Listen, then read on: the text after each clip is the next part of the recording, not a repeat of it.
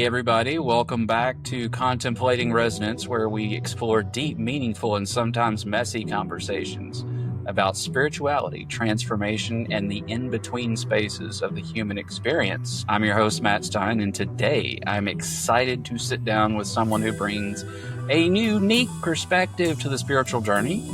This is Kat Dean that's with me today. I'm saying your name right. It shouldn't be hard, but I don't want to make any assumptions. Kat is a professional tarot reader, an eclectic southern witch, awesome, and musician, uses the pronouns they, them. Currently based in Philadelphia, Kat left the cult they grew up in during their late 20s, not during the late 20s. That would make you very old. While grappling and aging perfectly, while grappling with their spiritual experiences and coming out as queer in southern Mississippi. We're going to get into that, I'm sure. In 2019, Kat began reading tarot for others, built a loyal following of clients. Their writings and spiritual work focus on giving others access to their own intuition, autonomy, and abilities, with a special focus on those who have also left evangelicalism, very near and dear to my heart. Kat can be found writing, absorbing Ethel Cain, and working at their altar. Kat is a Capricorn Sun, Sagittarius Moon, Scorpio Rising, and you can follow them on Substack, Threads, Instagram, and Blue Sky at their link tree, which I will have in the show notes because spelling URLs is silly. Welcome to the show, Kat. Hi. Wow. It's crazy hearing the intro that you try to come up with for yourself read back at you. Right? Right? Yeah. Thank you for having me. It's so cool to finally connect face to face. I know, right? Like, how long have we been chatting back and forth on like various platforms? Few months. A few months, I think. Yeah. I don't remember when I started really getting into threads. I think it was like last fall, early fall, around then. Yeah, that sounds right. Like, I don't remember exactly what it was that made me say, okay, I'm actually going to play with this thing for real right now. And like, honestly, my whole Threads growth strategy was I'm just going to go down my for me and just reply to everything, like no matter what it is. Yeah. And it was like kind of crazy. Picked up, although now my Blue Sky is taking off, but I don't really know what followers means on Blue Sky because I've gotten like 300 new followers in the last month, but nobody talks to me at all. Whereas on Threads, the follower count grows. People talk. Like, people will just drop into your shit, which is what I was doing. So fair. Right. So it's just weird how platform to platform, how different it can be. Yeah, I'm on Blue Sky too, but I'll admit, like, I drop in and make a little post and I leave. I want to spend more time there, but my bandwidth for social media and being on my phone right now has been like just kind of non-existent. Yeah, I hear you. So like, yeah, but Threads, one of the things I liked, it reminded me a little bit of Twitter, like way back in the day, but it also just the energy there felt a lot more like quiet and calm, but still people were talking to each other. And then I looked the birth chart of Threads and it was a Scorpio rising. And I was like, okay, I think I'll acclimate well here since I'm a Scorpio rising. Like it just all the I don't know, the That's like cool, interesting. collected, kind of behind the scenes, but also at the forefront, like because it's kind of tucked away, like in all of the meta stuff, right? Like you think of Facebook or Instagram, like Threads is still kind of like, some people are using it, some aren't. It's like the people that have chosen to be over there are like kind of people that I want to spend time talking to, I've noticed. And I felt like I could pin that down easier there than I have been able to in a while with any platform. Yeah, no, that I totally agree with. Like I have a totally different group of people on Threads than I do just about anywhere else. But like, yeah, I actually have multiple people who like will come in and out on a regular basis and we vibe. Like there's no like, have not run in. I mean, granted, I don't try very hard to get people to come at me, but nobody's really done that. Yeah. I used to have people slide into my mentions on Twitter and like just, you know, you want to fight? And you're drop just like, opinions and shit. From like a flyby, they're just like, near bitch, and you're like, what? Yeah, right, exactly.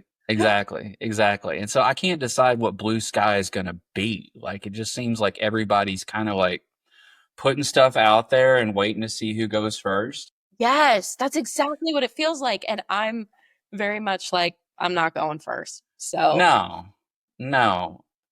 y'all Like have I'm fun. I'm older and wiser than I was when I was on Twitter. Oh, so much older and at least a smidge wiser. Yeah, for sure. I was thinking about that today, like the spiritual community on Twitter that like I was very involved in when I was like first entering like tarot world and spirituality and like deconstructing and like all that happened in that community from then to now. And yeah, and now I don't have Twitter at all. So Yeah, I don't need it. I left about 6 weeks after Elon bought it. yeah, yeah. And like I had friends who were actually working there and got laid off in the first wave. Oh wow. And like they're telling me what went on inside the building. I'm like, nah, I can't be here. Yeah. Like it's just Yeah. not cool. No. And it's gotten even less Louder. cool. And it's like we see what the guy did, and it's like, oh yeah, let's put him in charge of the government. That'd be a great Yeah. idea. That'll fix everything, I'm telling you. Everything. Oh Lord. Cool. So yeah, like this is how this show goes. Like we got like to the high part of the script and then we went off on a whole diatribe about threads. I couldn't resist. I'm sorry. No, this is what we do. This is what we do. This is clearly a Mercury in Sagittarius podcast Hey, and it's my show. So if we want to completely go off script, then we go yeah, completely off script. say that. But back to the script. So what are we going to talk about today? Like we had some topics we were bouncing around. So what happens after deconstruction was one thing that came up. And that's interesting because this is very much a deconstruction kind of podcast. We're both people who got out, Mhm. and I'm always just stoked to hear what people think about the whole process because it's not one size fits all. No. And I don't even know if there's like a right path to take. Like even for me, like it's like okay, I could have gone this way, I could have gone that way. I'm where I am right now and I don't know where I'm going to be. Yeah, I'm in a very different place with my deconstruction journey, like the parts of it that I'm still on, than I was like 3, 4 years ago. And I think like I don't know, looking back, I can see different paths that I might have taken. And I do think they could have served me in certain ways. But, Yeah.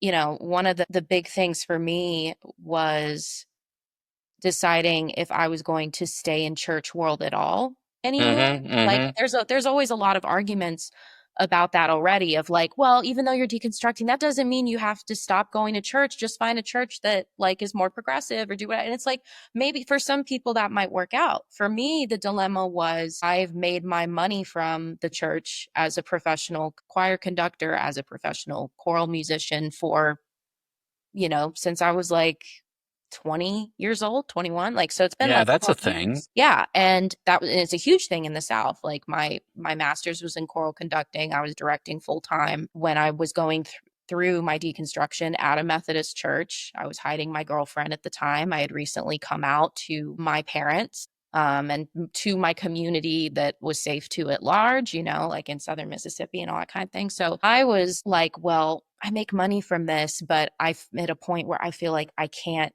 adopt everything in these services anymore, like to apply to me. But how do I reconcile both of those things? Like being like, I'm here and I don't agree Yeah, with totally. everything here, but also realistically, I'm poor and broke as shit. And this is my career in a lot of ways. And this is my life. So how do I balance the two?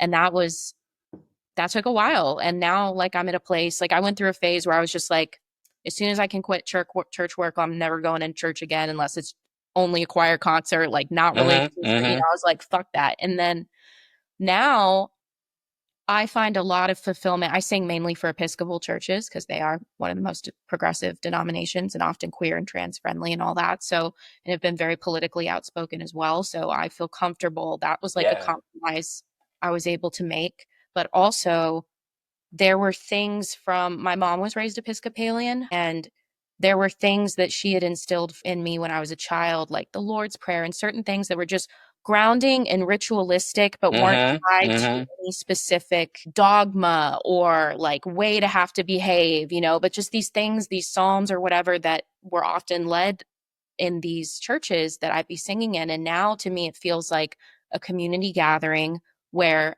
everyone takes what they need from that time and we ground. Yes. And then we go our separate ways and do whatever we're doing. And so that's where I'm at with it now versus before, where I was like, leave me out of it. And now I can have really deeply spiritual moments in a church service, and they may have nothing to do what's even going on, Right. Really. So Right. What's that like for you with the church? Like, have you gone through different phases? Yeah, so folks that, have probably heard bits and pieces of this over the course of however many episodes that we've done. It's funny, we were talking about Twitter. So while I was on Twitter, I was also deep into evangelicalism. I would witness to people on Twitter. I gave the $10 bills and left them at the table in middle school. So I was that asshole thinking they were getting a tip and they got a track. So I mean, yeah, I may have done similar shit. I trained people to do door-to-door evangelism. I was deep into this thing. And I was always at least a little bit spiritual, even if I was hiding it from everybody. Same. At any given moment. I'm autistic. I'm very good at masking, right? So ADHD. So yeah, me too. Yeah. I know how to mask. I know how to code switch. I mean, these are all skills that I developed before I knew they had names. And so but as I think back, even when I wasn't actively in church, it's almost like I was sneaking around and I would be hanging out with people, getting high and listening to rap music. And then I'd go work my shift as a pizza driver, and I'd be listening to Christian music while I'm driving around. Yeah. The double life, man. It's crazy. And not for any other reason other than it's just I would feel this spiritual connection to the music, and I didn't know anything else. Mm-hmm. And honestly, still, a lot of that music, granted, I know some of the reason why some of the music gets me is because literally the music and the neurology vibe and the format of it is meant to. Yeah. It's designed to elicit that. And so is a guided meditation. Both a bug and a feature at the same time. So it's like you can misuse that, but you can also use that. Mm-hmm. But anyway, that's a good way to put that. I can literally be over here and then end up over here in 5 seconds. But I'm following you. I'm going. I know you are. I just wonder about the people who are going to be listening to this shit. But y'all keep listening. The subscribers are growing. So clearly we're doing something right. I'm going to send out a survey and ask how many of y'all identify as neurodivergent, and it's probably going to come back 85% or something. So we're fine. Everybody's just calm down. Y'all are fine. Keep going. So yeah, I'd say church growing up was more folk religion than it was what we would commonly point at and say this is evangelicalism. These were Southern Baptist churches, but the preacher preached about what he preached about, but the church culture was much more of a community gathering of people that kind of took care of one another. And it happened to be wrapped around the notion of this religion. But it wasn't until I got out of college and ended up in one of the flagship churches of the Southern Baptist Convention. Lord. Bellevue Baptist Church in Memphis, Tennessee. Okay. So you know the place. I've not been there, but am familiar. Yep. Six Flags Over Jesus. Jesus, yes. Oh my God, I haven't heard that. It's so long, but yep. Yeah. Okay. Cool. This is awesome. This is fantastic. So when I got there, that was when, and again, like I don't think most people would point at that church and call it a cult, but Right. it was very much a cult if you look at it through the lens of like studying cult tactics and Oh yeah. patterns and how they actually operate, and like the amount of behavioral and informational control that was built into the system. And like I went way down that rabbit hole because again, I'm spiritual. This is my spiritual outlet. And I also, you know, I thought that that's what you did when you grew up. Yeah. Like you Me went to too. church and calm Me and, too. stopped partying and blah, blah, blah. And then before I And knew had it, 7 kids. I was didn't have 7, had 4. But, like it could have gone another way. Right. And so like that was life. And then something caused me to start traveling. Something like said, "Hey, I want to go out on the conference circuit. I want to go do consulting. I want to," and that got me out amongst people who were not part of the bubble I grew up in. Yeah. And that's And so essential. that's when my whole perspective like exploded. Hmm. But I wouldn't say that I like started consciously deconstructing Me either. until 2015. Yeah. I mean, it had probably been ongoing since high school, unbeknownst to me, because I was, yeah, living a double life in a lot of ways. Like I knew that I wasn't straight, but was also very confused because I was attracted to men and I didn't know anything about the queer community. Like I just knew about gay men. I thought that's all there were. I mean, This was when? this was like I was like 16 and starting to figure out that like actually thanks to Glee that bisexuality existed and other forms of Yeah, sexuality. yeah, yeah. I was completely in a bubble. And what started me asking questions was, well, the first safe space for me was online space, third spaces like Tumblr. Yeah. I couldn't go outside of my bubble very much, but that was like a way. And again, like I got really good, like at, millennials got really good at figuring out how to do stuff online when their parents didn't know they were up to it, or you get caught and grounded a lot for instant messaging or whatever. But, like we Right. all had our ways of doing that. And so I And got my really, parents knew half the shit that I got away with before like the internet was visible. And like, oh, because I was a yeah, geek, I was a computer guy, I knew about it. And yeah, yeah, I was on services that were literally like text only. yeah, Like you're typing back and forth and a message pops up on the screen and then you type and it goes somewhere and you think and it was like back and forth like that.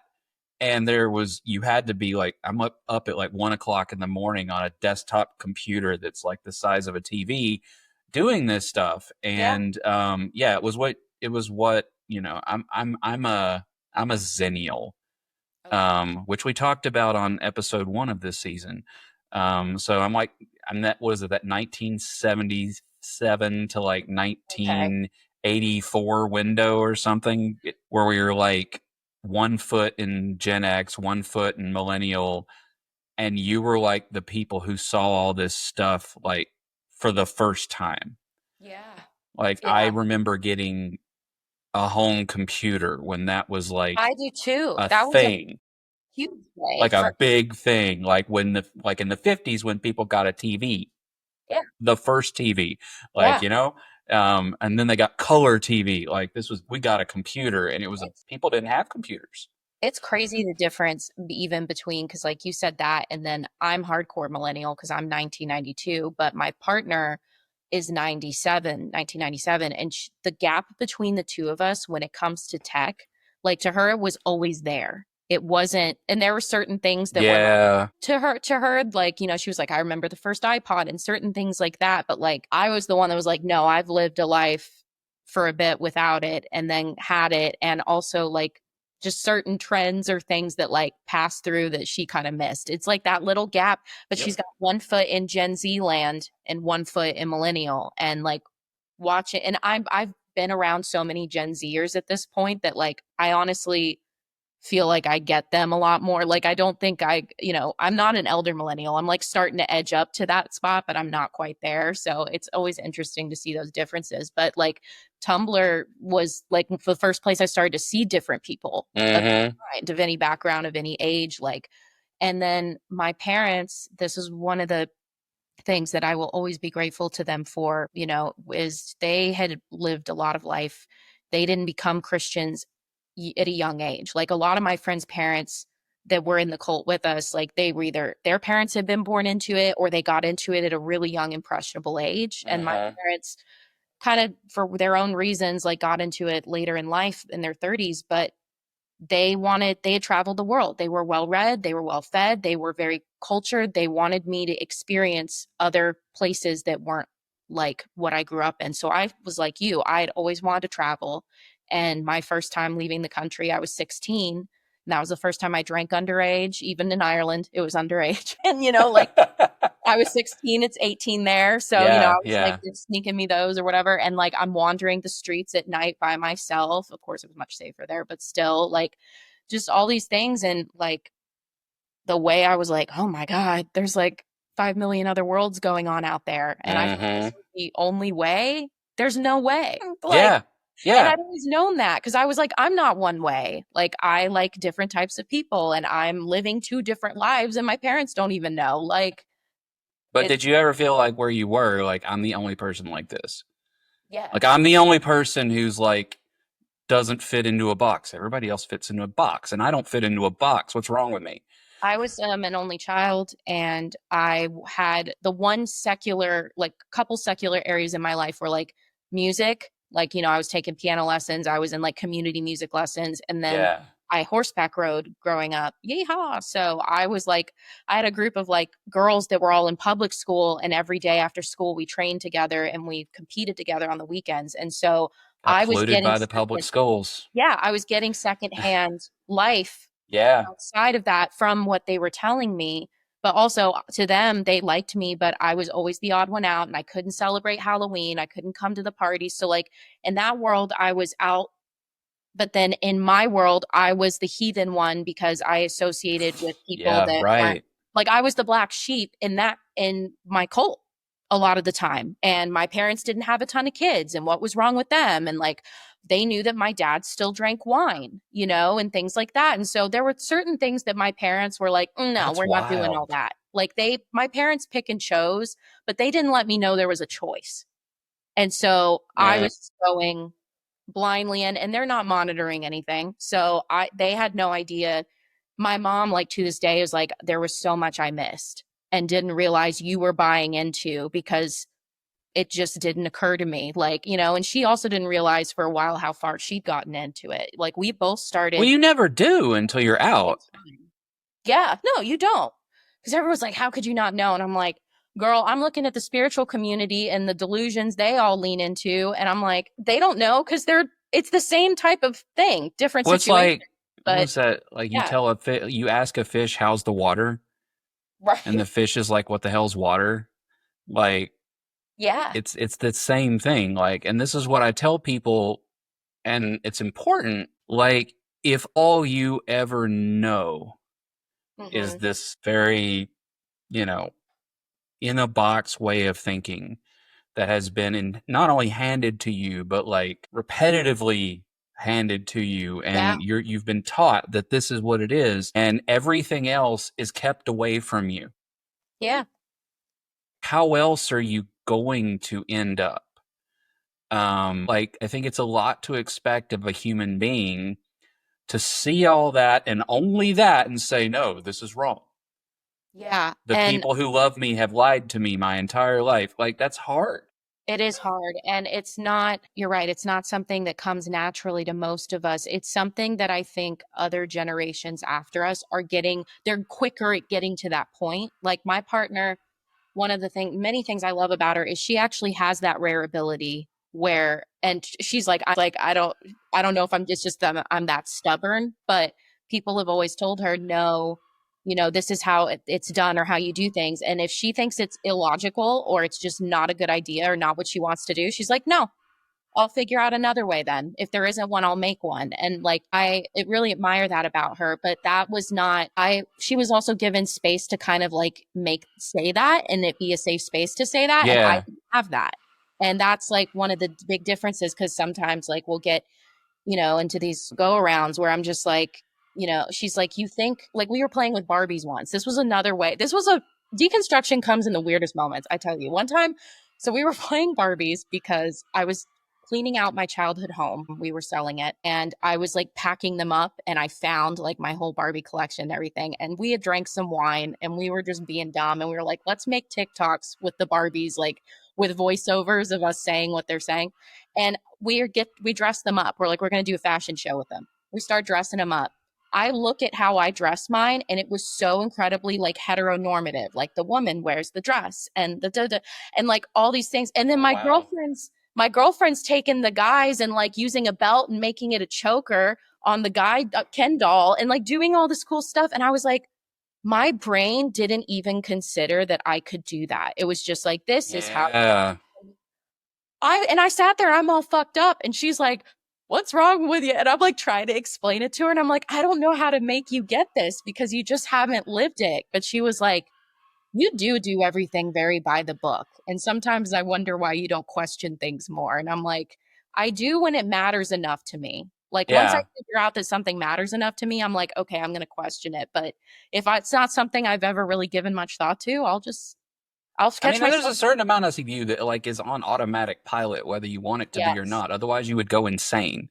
Yeah. Right. And so, I noticed just, as I became more aware of what gender really was, I started hearing how gendered all conversation at all times, regardless if it's even the topic of the conversation. It doesn't matter. It's just, it is so wired into the mental model of the world that most people are walking around with, that gender is this very binary thing and there is no middle ground, and it is the way we sort the world. Mm-hmm.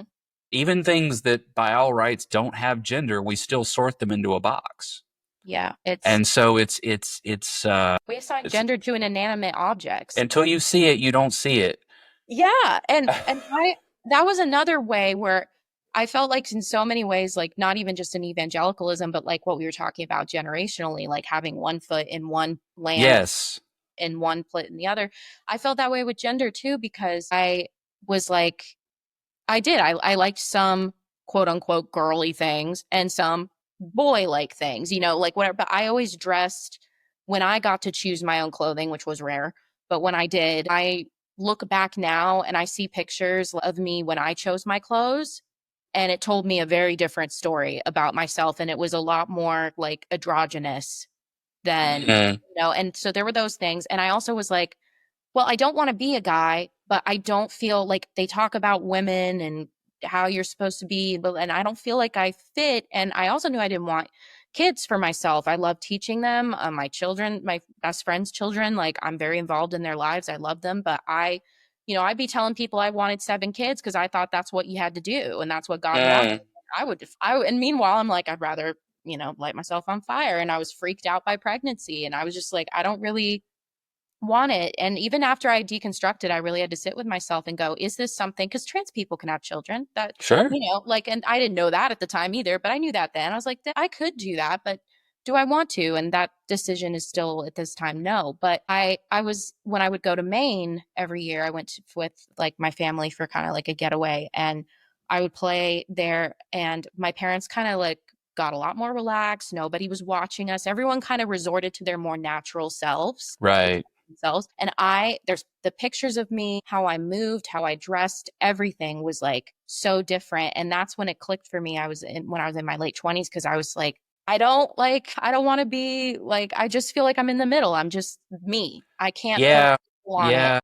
Then fluid non-binary came up, and I found those pictures when I was thinking through all this, and I was like, oh, it just kind of all locked in place. But I felt in between with that for so long, and I still do. It's still, because of the way the world is set up, it's really, really hard to, like you said, it's everywhere. It's there even if you don't see it. And also it's not always safe to be that person. So there's a lot that you're juggling. I'm still juggling with that anyway on a daily basis, but at least now I know who I am to myself, Yeah.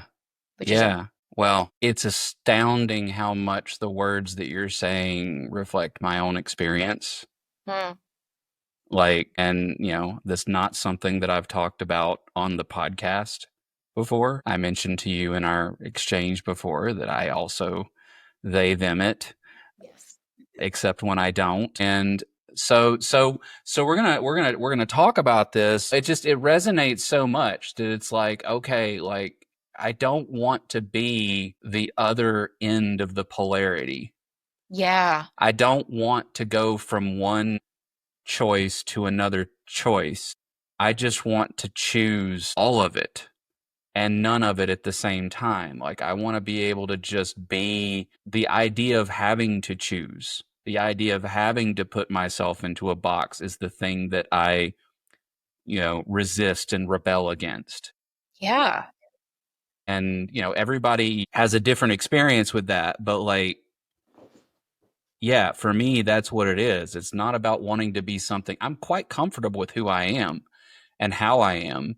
Yeah. And I do my nails, right? Like, it's because I enjoy those things, and I'm like, I should be able to enjoy those things without declaring, okay, yes, I have permission. I have checked the right boxes on my identity card, so therefore Yeah. these things are options for me. And I remember when I started doing this, there was a period of time where it was a big deal. Yeah. Why are you doing this? I Because I know. want to. Why is this a thing? Like, and the funny thing is, like, I get more compliments on my nails than I do anything. It's funny. No, like you start being who you are, and it's magnetic. Yeah.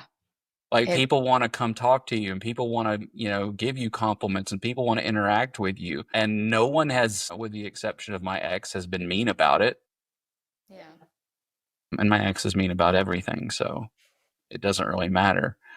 But, like, yeah, it's a thing. It's a Mhm. thing, and it feels good to be understood. Yeah.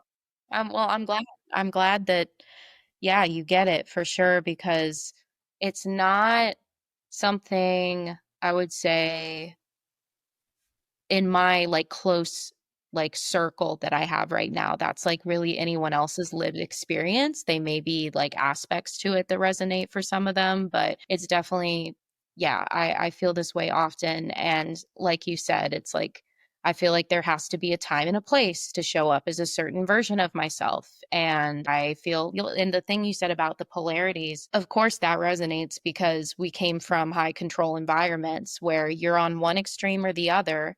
The Yeah. entire world politically, it's like they're trying to divide us into us versus them with each other when we're all dealing with the same problem, like all Yeah. these Yeah. polarities exist everywhere. And I've always, and I fully believed in those polarities for a long time, even though my entire body and soul was like, but that's not what you feel or how you really think. But like my belief system operated in the fear of messing with that in any way. Cause like you Mm-hmm. know, Mm-hmm. it was all fear based, but coming out of Right.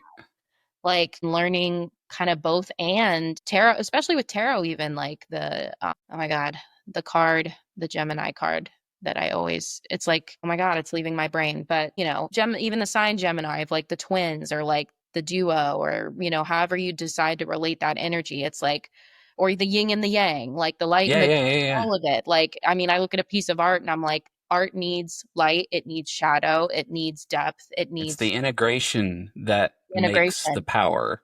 Yeah. And I'm like you, even when I was balls deep in cult life, somehow, even if I didn't intend it, I stuck out somehow. And I drew people that were curious about why I was different. Sometimes they were curious from a place that was dangerous for me. And then other times they were curious just because secretly they were questioning things. But like, I remember when I did the blue hair, like that was a whole thing. And I was like, people dye their hair colors all the time. And like, I was like, blue feels like me. Like I went back to blonde for a couple years and I looked good as blonde, but I was like, it's not me. Now that I know what that feels like I want to go back to it. And people, my mom was like, oh, I wish you would do that. And people be, oh, I miss your natural hair. And I'm like, I don't, I love it. And now everyone compliments it, including the people that used to say stuff like, they're like, Yeah. it's just Yeah. so you. And I'm like, yeah, because I'm living me out. And then, oh, the tattoos, that was like, dear God. And also my choice not to wear, right now, where I'm at right now in life, I don't wear dresses. I don't wear skirts. I have my own relationship to work through with both of those items of clothing because, again, I don't believe that clothes should be gendered. I don't think they are. But Yeah. because I was often forced into outfits and into things that I didn't have a choice over, like for me, in my body, it just puts me back in that space and I feel restricted in a No, way. that totally makes sense.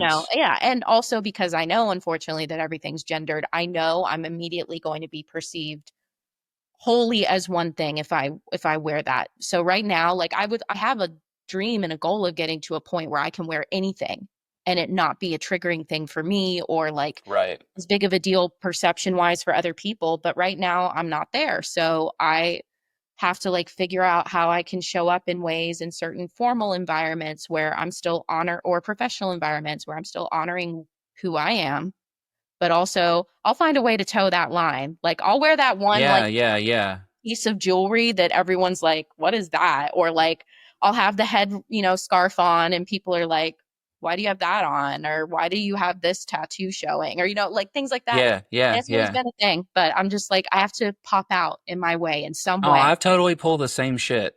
Yeah. I love that. Can't remember the last time, it was probably my wedding, but even my wedding, Mhm. my suit was just a little bit rebellious. Yeah. That.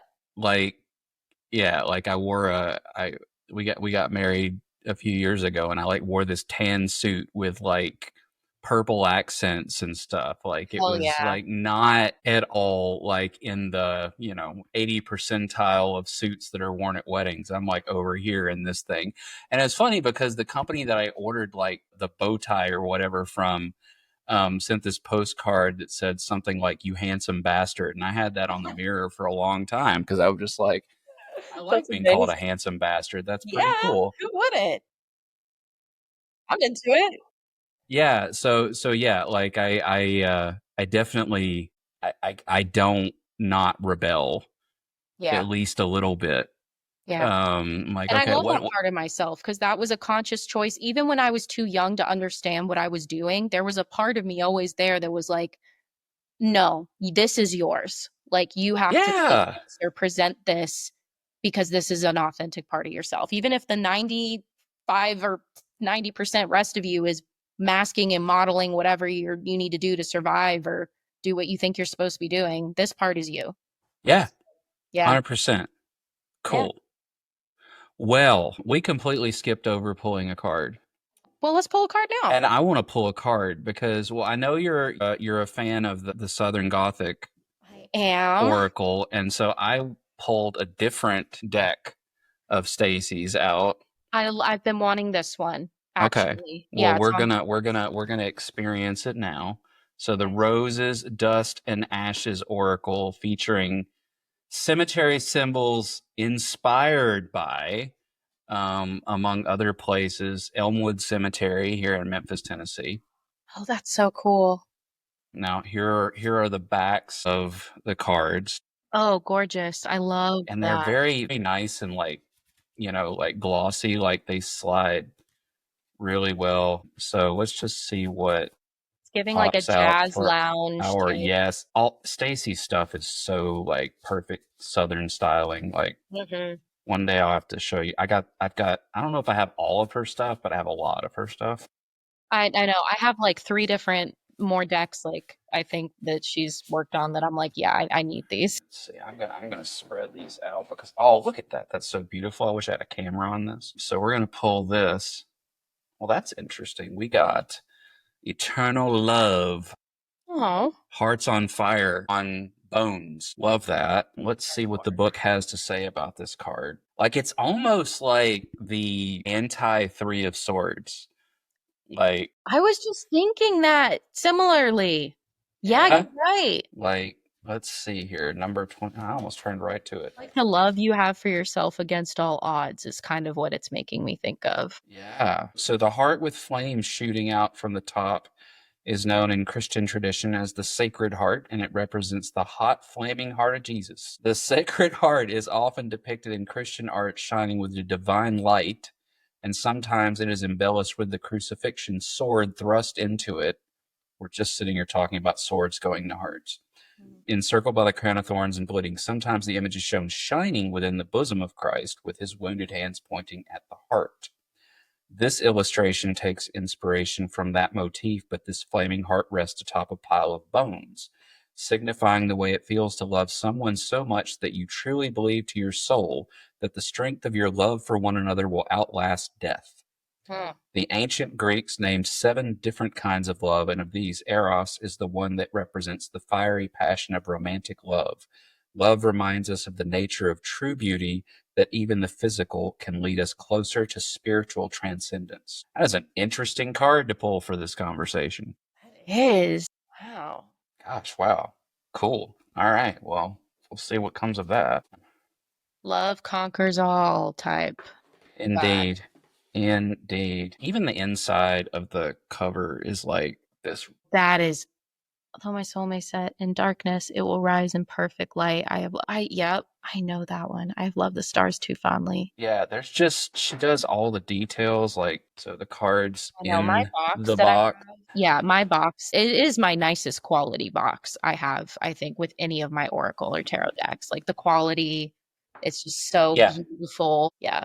Well, I was at Mystic South last summer, and I was just walking through the little area where all the people have their vending tables set up, and out of the corner of my eye, I'm like, I see deck boxes.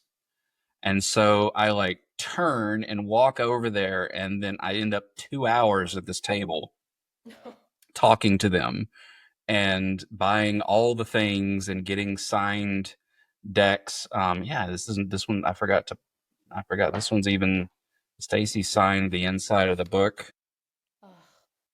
And I'll see you at Elmwood Cemetery. Yeah. That's awesome. Yeah, she put like inside Memphis jokes on like every single one. Yeah. Yeah, and she's got a new deck coming out like it's either coming out or the Kickstarter start. I can't remember what it was, but it's like All that. it's supposed to be a follow-up to the Southern Gothic. So yeah, like very, very cool stuff. Awesome. So we pulled cards and we talked about a bunch of stuff. What else do we have on our lovely agenda?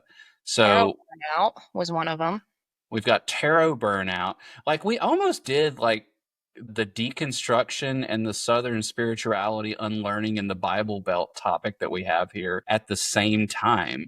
Yeah, we could. So we could always circle back to any of that, but yeah, let's talk about the tarot burnout thing. Because you brought that up. Yeah, and well, honestly, I think that I was thinking about this earlier, that can kind of even relate still to my deconstruction journey, because like for me, the first thing I ever did for myself where I was choosing to listen to my own intuition and autonomy, like I really didn't go to any outside sources. I didn't go to friends. I didn't go to like a pastor or whatever, whatever the case may be, a mentor. I really like was like, everyone's been lying to me for a real fucking long time, and shit that I said was okay or was saying was not okay, and everyone was acting like it's fine is actually not fine. And like well, I kind of like really retreated into my own with tarot, and it's something now that I operate with in seasons. Like when I started, it was something that I needed every moment, like every day. I needed to take time with it, especially as I was learning.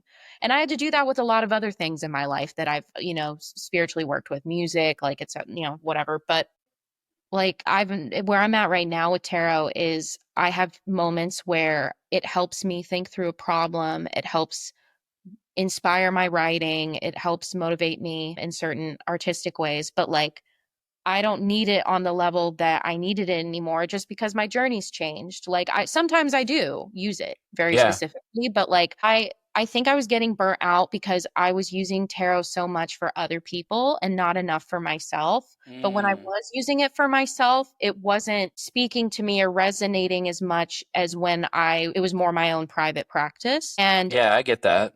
yeah, and so that was something that like I'm still kind of figuring out what I want it to look like now, but I think I was kind of afraid to let go of it and take a step back and take a break because I was like, well, this is what helped me get to the point that I got to like do the things that I needed to do to leave. And Yes. like reminding myself, okay, but you did leave. And now like you're in a different phase with all of that and with life. And like it's okay that the tools that worked then aren't always going to serve you at the same way or all the time. Like, and I even tell people, like, I love talking around my journey and deconstruction, and there's always things that I learn from it. But if that's the only thing on my mind at all times, I'm just microdosing my past, you know? Wow. Yeah, that's a really amazing way to put that. Yeah. And tarot sometimes for me puts me in the past a little too much. So Okay. Okay. and that's and so for me, like right now, what I need more is like movement. Like I don't need to be still looking at stuff. I need to be moving my body. I need to be stretching. I need to be, soaking up the sun more. Like, and I just go through these different moments. And so, and tarot burnout also, like, again, it's the same kind of thing. If you do everything in for somebody and you're not giving it to yourself in the same way or at the same time or attention, it's not going to hit the same. And I have to like accept that sometimes that becomes imbalanced. And also the spiritual community at large has been something that like I've been burned by. And one of the Hmm. things that I learned very quickly leaving the church was how easy it is, going back to the polarization topic, of getting into that in any other areas of life, Oh whether, yeah, you know, absolutely. and yeah, Absolutely. and all the drama, that can go on there can go on in different hierarchies in different pockets because people are people and we get in our own way at the end of the day. And so like I also got very burned from some of that and also recognized certain patterns within myself that were wanting to kind of do and make decisions and live the way I was in evangelicalism, but now just in the spiritual community as well. So, like, there was a time I had to put the brakes on myself and be like, this is not work. Like, this is not good for me in this context anymore. Like, I need to find new boundaries with this. I need to maybe focus only on my own stuff and less on like reading for other people or, being so online or whatever those things are. And I'm still trying to figure out, especially in this day and age with the digital landscape and the world at large, like how I want to show up. I haven't fully figured that out. And I know that tarot is always going to be one of those things for me, but I got very disillusioned for a long time. But what brought me back to it was people. When I started using it as a way to connect to other people and less just myself, like Mm.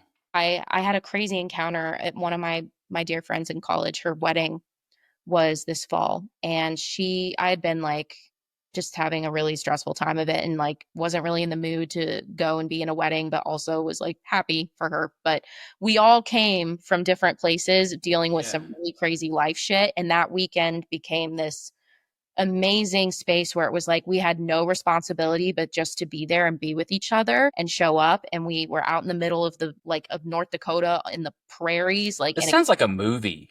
it was like a This movie. sounds like a really good movie. Thanks. It was that weekend was a movie. No, but I encountered somebody there who was like looked at me and was just like, this is gonna sound weird. I know we don't know each other, but you look like you do tarot.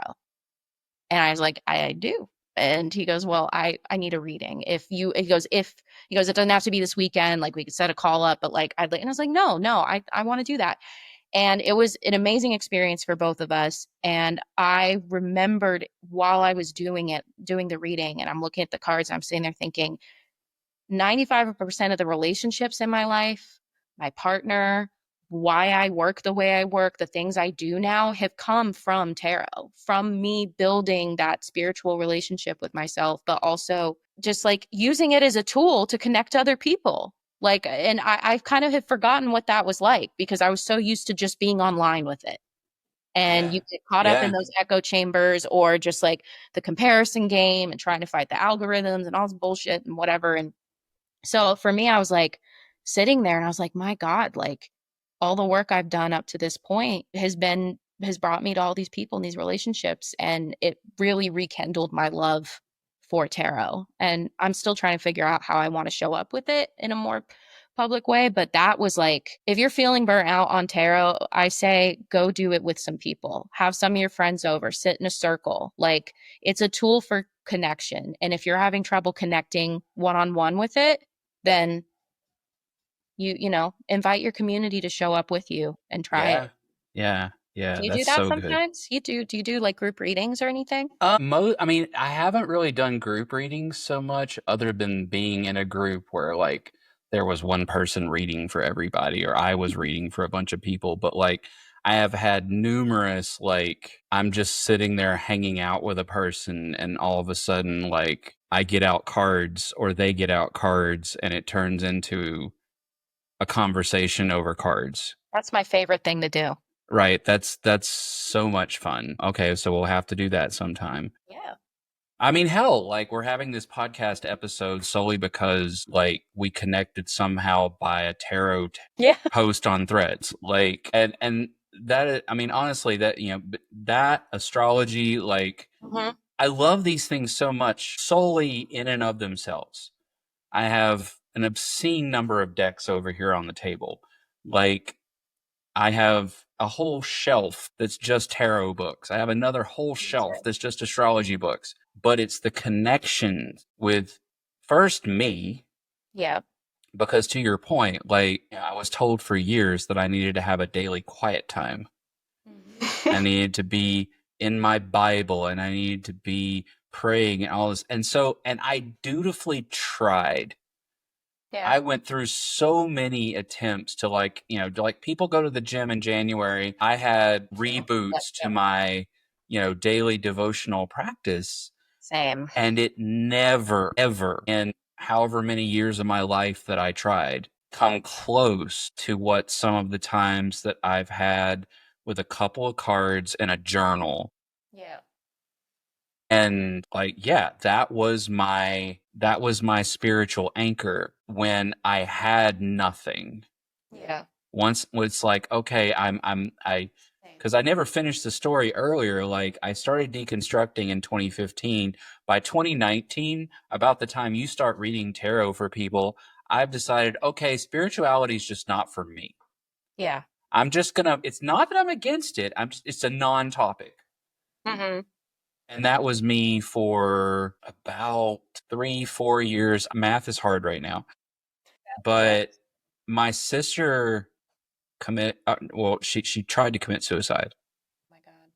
And like when that happened, this was about the time that I was like, I kind of miss spirituality. Yeah. And then that like just kind of like twisted the knife on I kind of miss spirituality. That wasn't the moment that I really got into tarot. It was actually a year later that I really got into tarot.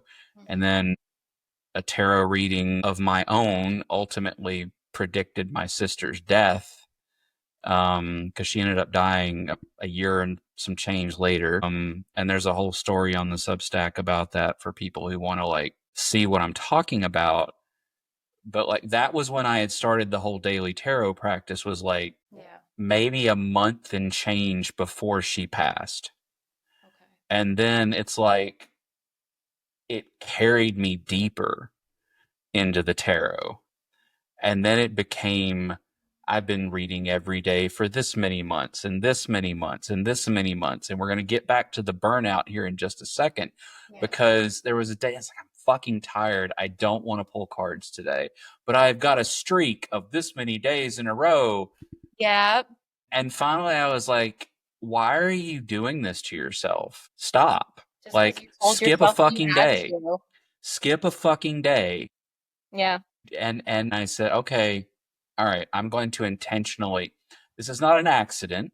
This is not me forgetting. This is me saying I'm going to say fuck tarot for a day. Guess what reinvigorated my tarot practice? Taking a fucking break. Like, it's like, okay, once it had slowly become not just what it was, but I have to.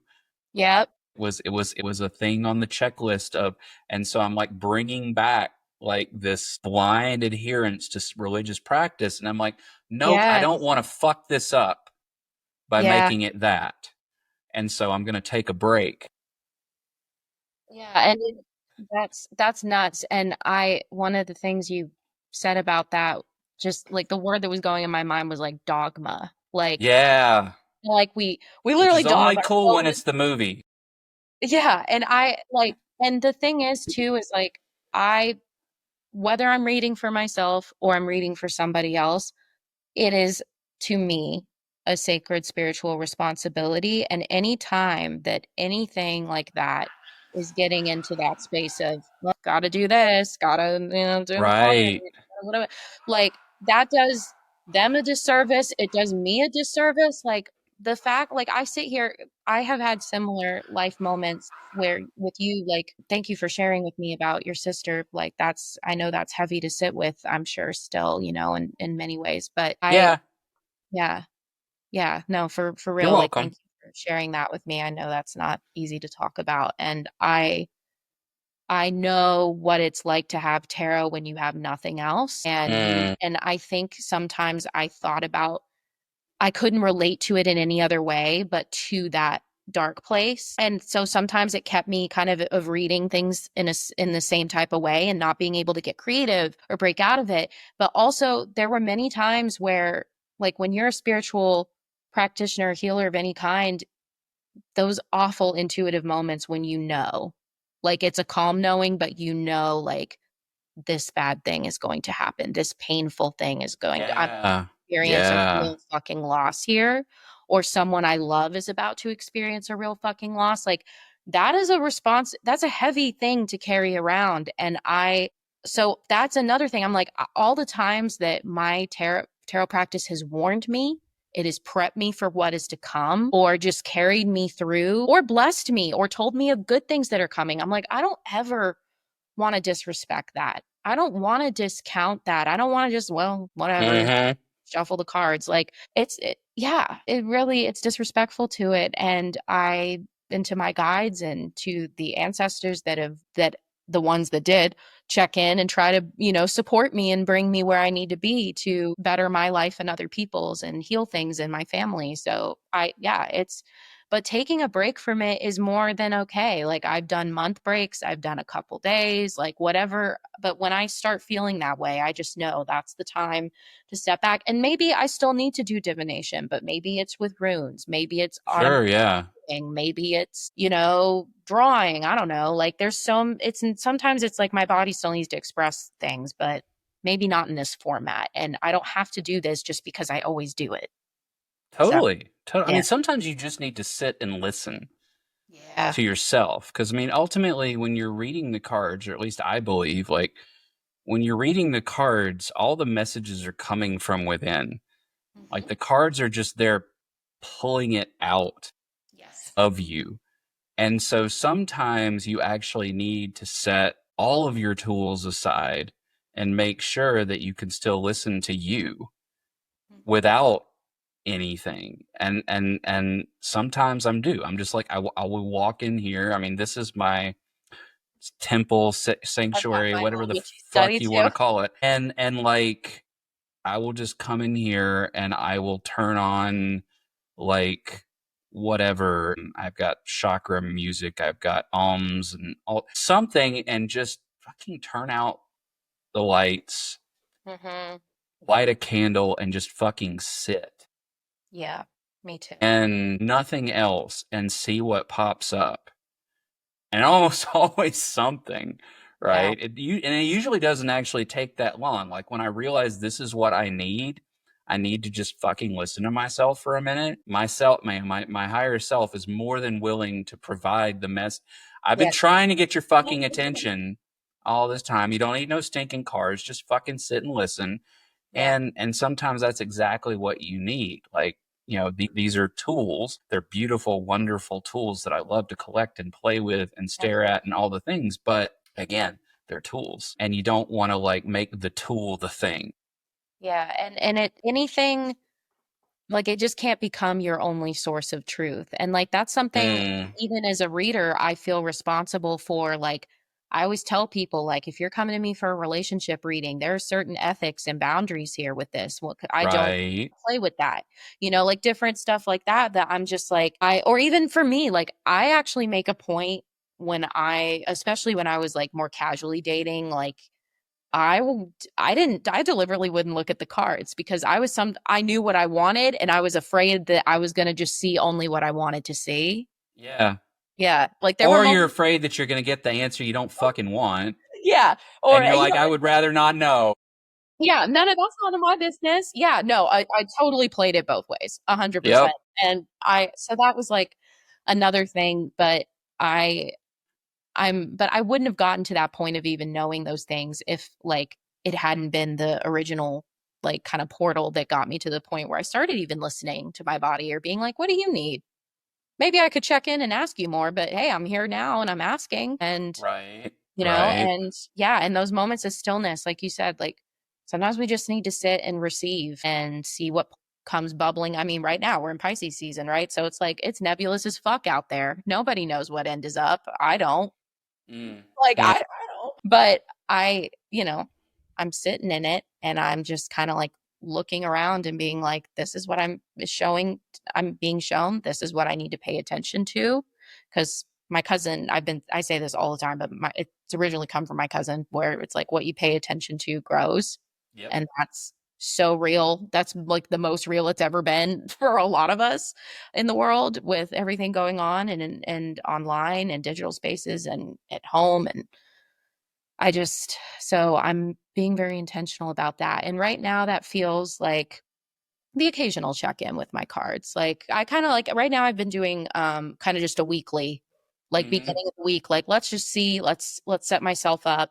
And then if there's like a specific question that I haven't been able to like write through or talk through in a way that feels like I'm getting any type of resolution or been still with it either, then I'll go to the cards. That's kind of been my practice. But I'm at a place now where I'm enjoying reading for people again. And I took a break for a bit. Like I didn't have any bookings, I didn't do anything. And that was also related to I'm a Capricorn.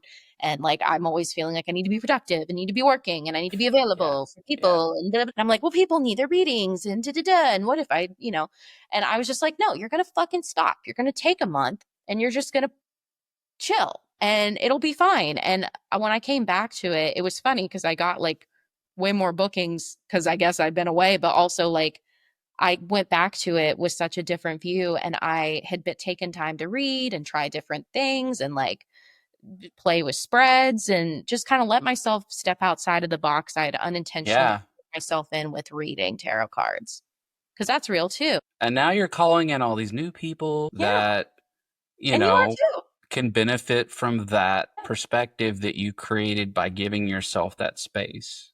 Yeah, 100%. And it feels Right. good to have that space to I'm play in. taking a break from, I'm not doing any, Yeah.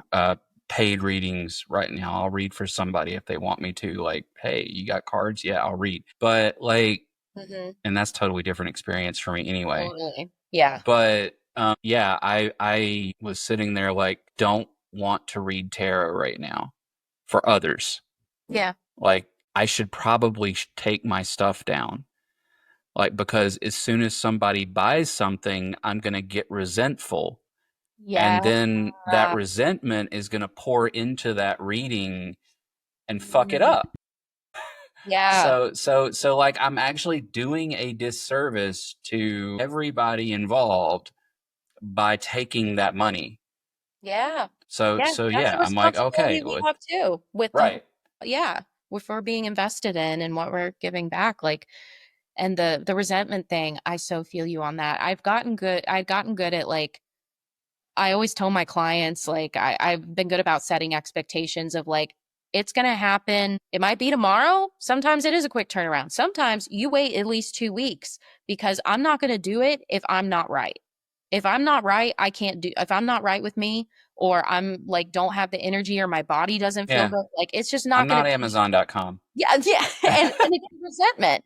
The resentment will show up. But I've also been able to trust in that, because often, like, I'll do the reading and I'll send it to them and they're like, that was right on time.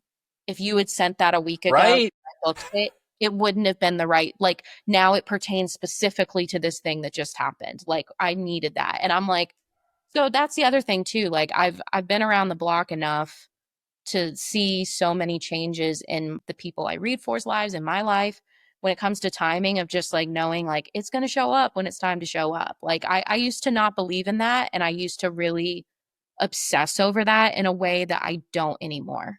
Like, and Mm. that is some real freedom right there. Like, just Oh, yeah. yeah, my God, because I mean, I was like the bitch that had the next 30 years planned, and like was like going to be the top of the corporate ladder. I was going to be and like now I'm just like, my life has been derailed like 45 times at this point, and I'm just like, LOL. Okay, well, when the thing works out, it's going to work out. So whatever. You And know, it does.